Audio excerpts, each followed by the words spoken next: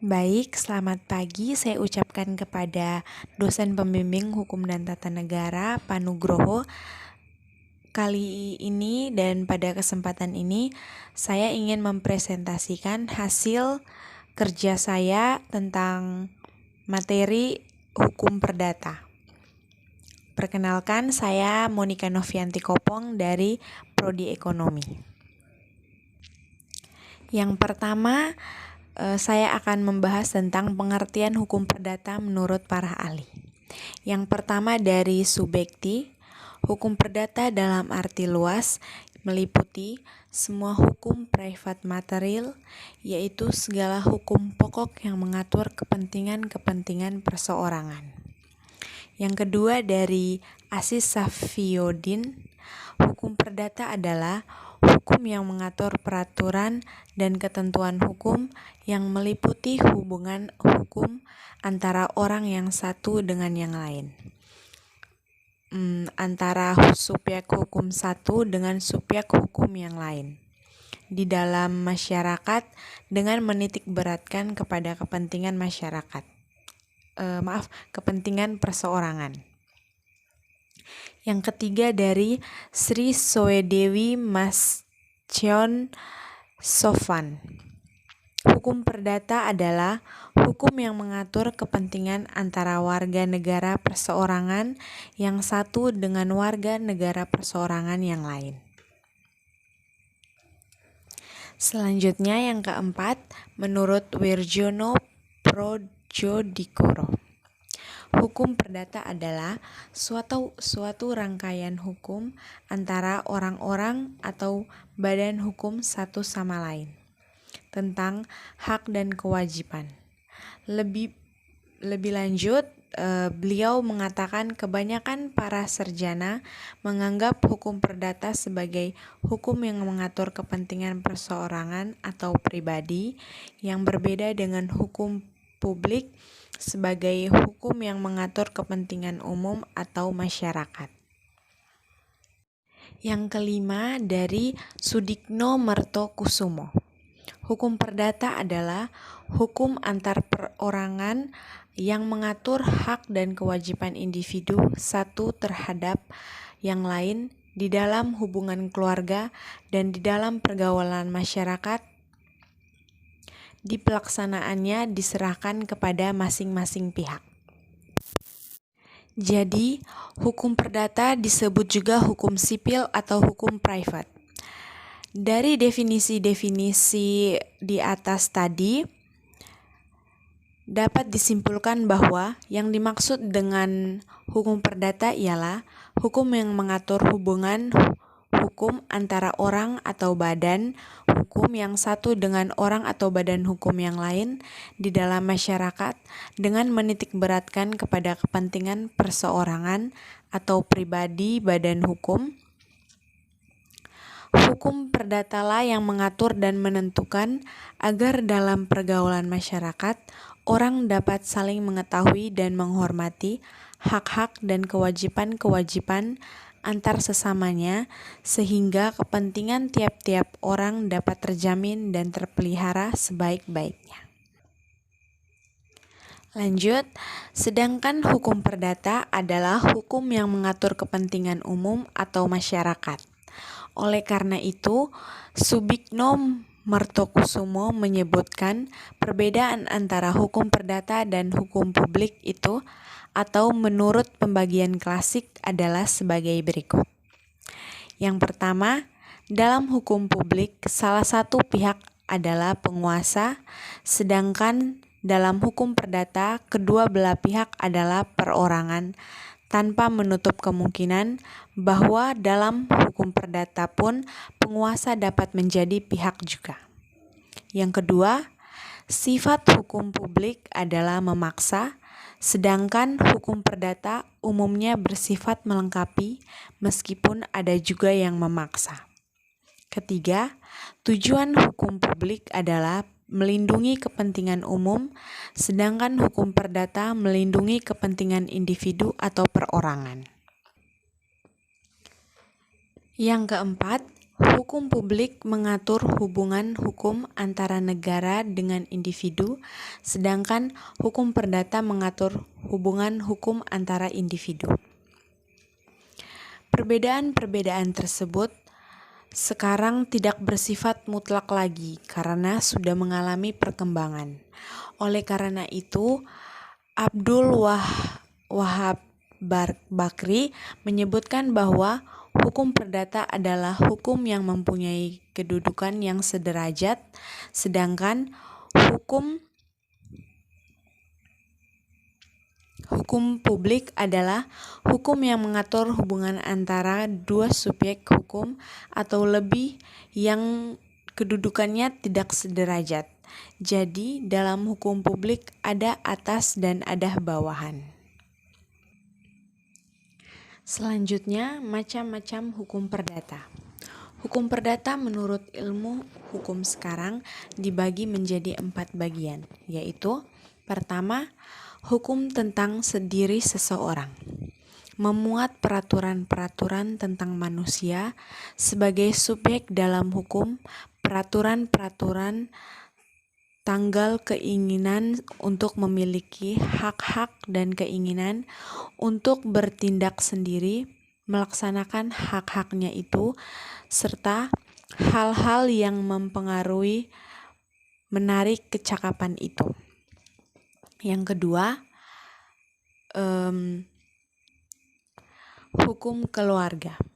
Mengatur tanggal hubungan hukum yang timbul dari hubungan kekeluargaan, yaitu perkawinan beserta hubungan dalam lapangan hukum kekayaan antara suami dan istri, hubungan antara orang tua dan anak, perwalian dan kuratele, hukum kekayaan, peraturan tanggal hubungan hukum yang dapat dinilai dengan uang.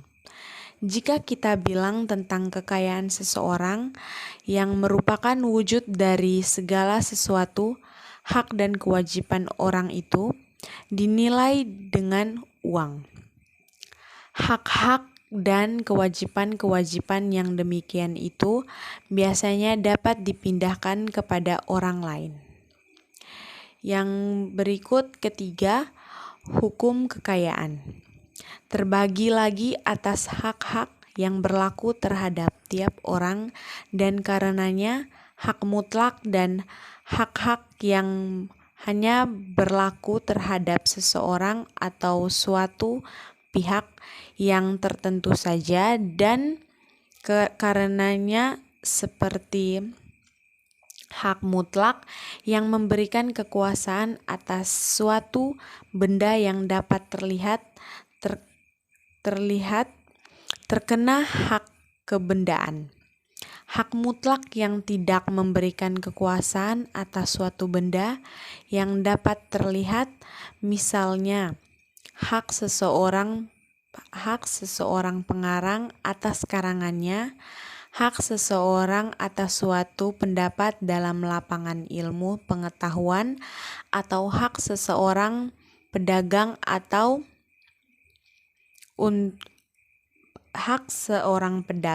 untuk memakai sebuah merek mutlak, hak mutlak saja. Keempat, hukum waris. Mengatur hak ikhwal tentang benda atau kekayaan seseorang jikalau ia meninggal. Juga dapat dikatakan hukum waris itu mengatur hasil akibat hubungan keluarga dengan harta peninggalan seseorang. Berhubung dengan sifatnya yang setengah-setengah ini, hukum waris nyamannya ditempatkan tersendiri. Baik, pada kesempatan ini juga saya ingin memberikan contoh kasus hukum perdata yang terjadi di Indonesia. Saya mengambil contoh kasus kisah mantra desa. Contoh kasus hukum perdata yang tidak kalah menarik adalah kisah mantra desa bernama Misran. Akibat menolong kehidupan orang lain tetapi dianggap salah karena Misran bukanlah seorang dokter. Misran dipenjara selama 3 bulan oleh pelaporan PN Tenggarong pada tahun 2009 silam. Merasa diskriminasi, 8 menteri memohon keadilan ke MK karena merasa dikriminalisasi oleh Undang-Undang Kesehatan.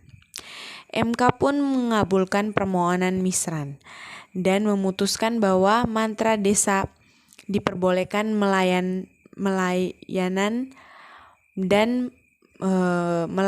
dan menolong kehidupan masyarakat layaknya dokter atau apoteker dalam kondisi terdesak dan darurat saja.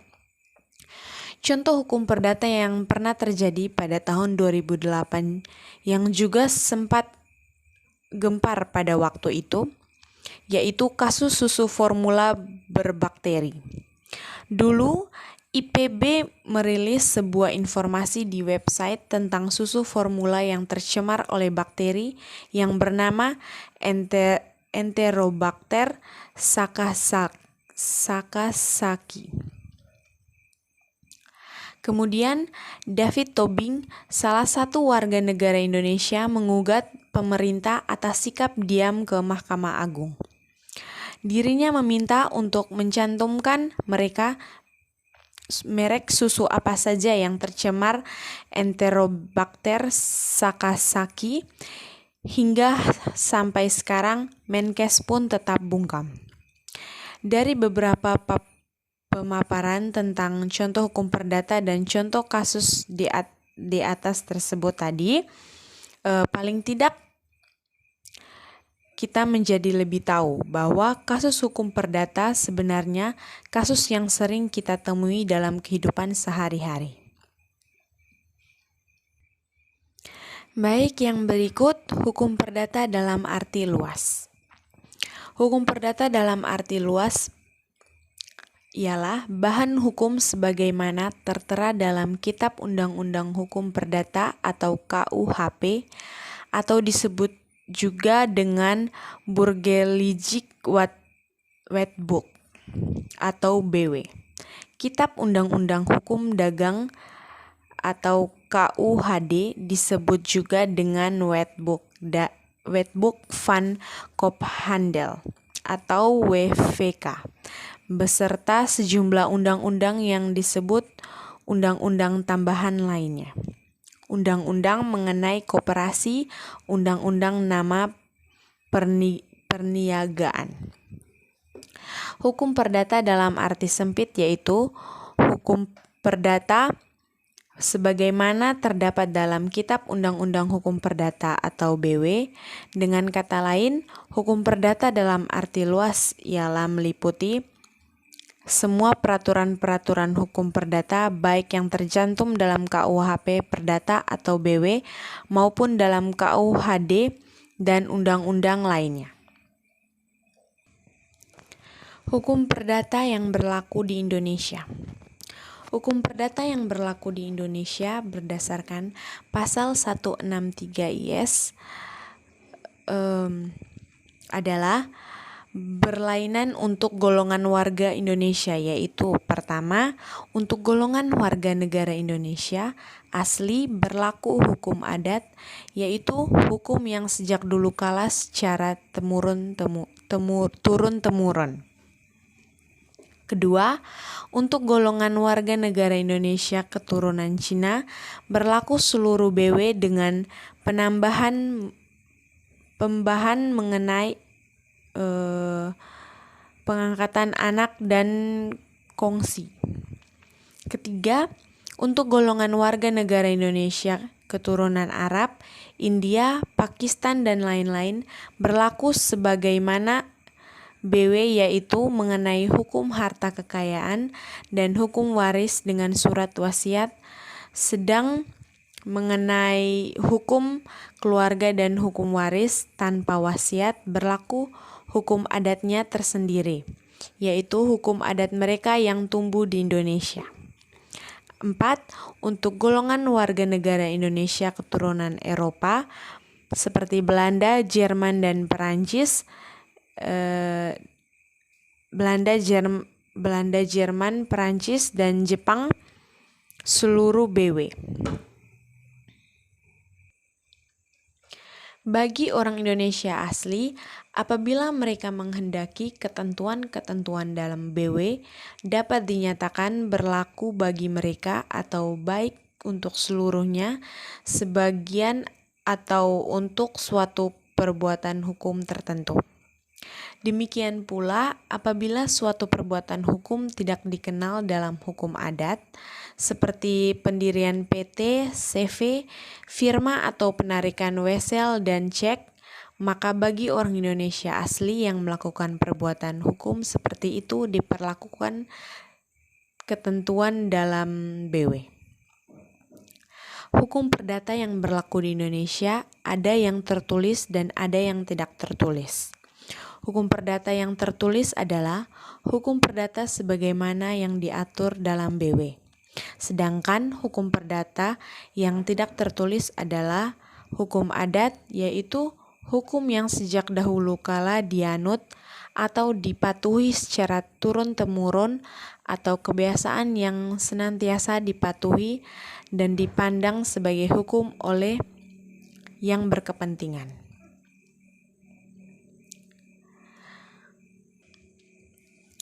Sistematika KUH Perdata atau BW di Indonesia.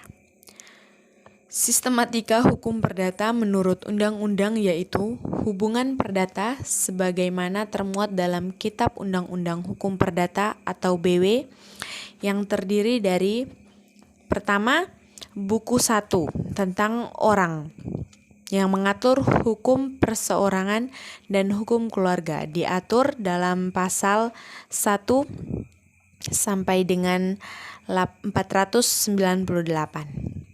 Kedua, buku 2 tentang benda yang mengatur hukum benda dan hukum waris diatur dalam pasal 499 sampai dengan 1232.